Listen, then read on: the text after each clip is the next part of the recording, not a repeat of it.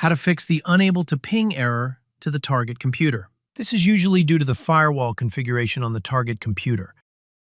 Make sure the target computer is connected to the network. On the target computer, configure the firewall as follows. Target computer. Windows Defender Firewall. Advanced settings.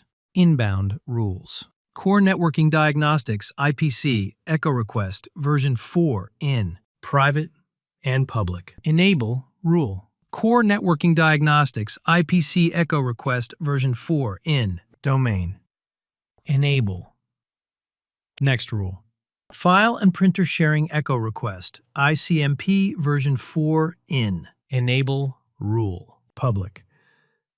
Enable rule. Domain. Enable.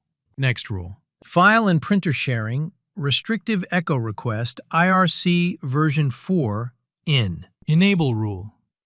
Private. Enable rule. Public.